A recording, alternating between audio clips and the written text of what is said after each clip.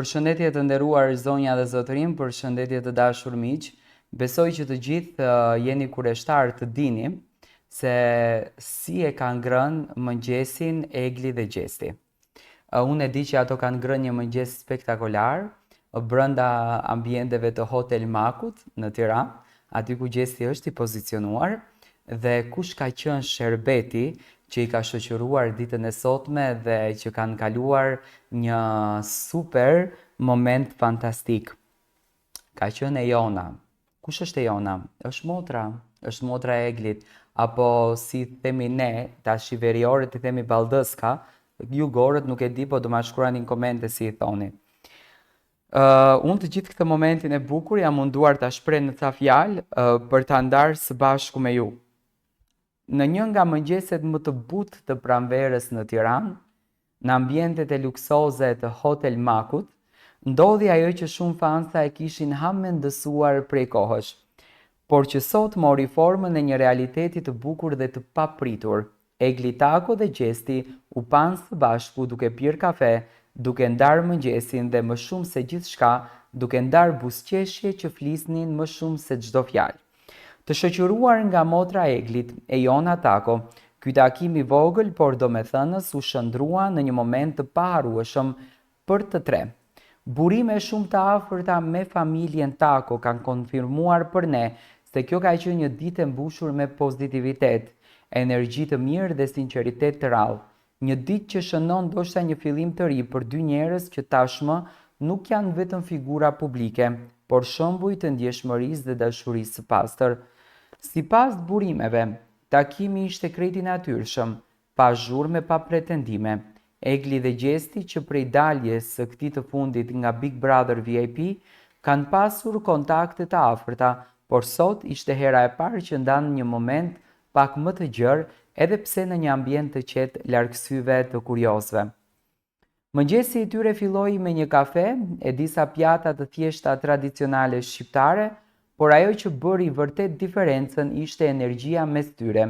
Egli, e njohur për qetësinë dhe jeshinë e saj natyrale, shkëlqen nga buzëqeshja, ndërsa Gjesti drejt për drejt dhe me humorin e tij të zakonshëm, solli atmosferën e shtëpisë së Big Brother në tavolinën e mëngjesit, por këtë herë jo për audiencën, por për zemrën. Këtë gjë kanë konfirmuar vetë kamarierët të cilët kanë qenë pjesë e sallës ku është ngrënë mëngjesi së bashku me Eglin edhe me Ejonën. Kanë parë momentet më të bukura, duke ruajtur gjithmonë sekretin që Gjesti të jetë një personazh vërtet i mbrojtur nga dëshira e madhe për ta parë, dhe Ejona ka kaluar çaste shumë të bukura. Prezent në këtë takim ishte dhe Ejona Tako, motra e Eglit, e cila jo vetëm që është një pjesë e pandare e jetës së saj, por është një zë i fuqishëm mbështetje.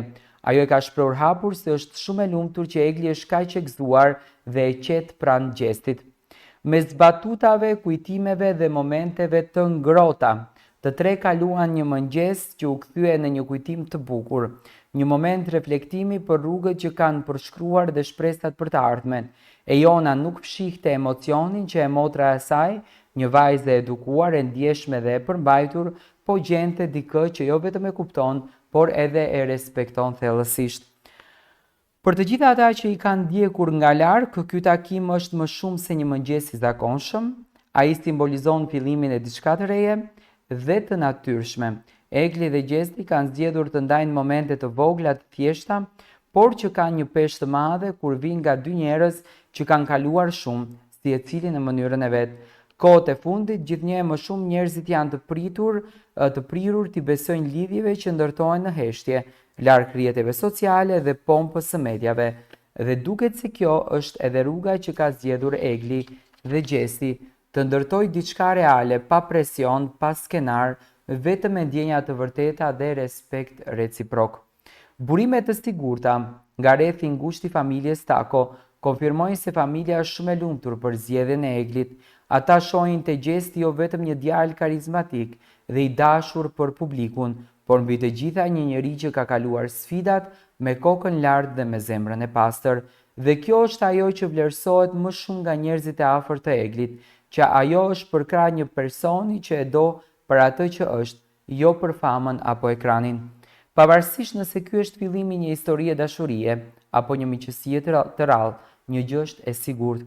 Egli Tako dhe Gjesti sot dhurua një shembull të vërtet të ngrohtësisë, respektit dhe gëzimit njerëzor. Në një botë ku gjithçka duket të është artificiale, ky mëngjesi thjesht në Tiranë, mes kafeve dhe të qeshurave ishte dëshmia më e bukur se lumturia qëndron në momentet e vogla dhe njerëzit e duhur.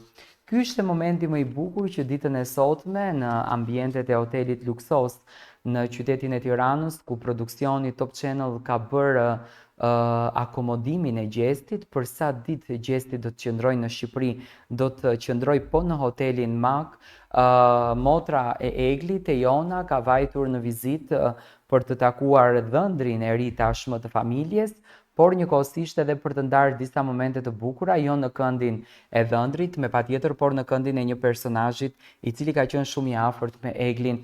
Dhe në intervistën e parë që Egli ka dhënë për mediat pas përfundimit të këtij reality show, ka thënë që unë jam shumë e lumtur që gjeta një mik, një shok, një njeri që të më qëndrojë afër, sepse Gjesti është pak i pakuptueshëm në marrëdhënien e tij të dashurisë, por gjithsesi është një djalë që jep shumë pozitivitet edhe energji të mirë.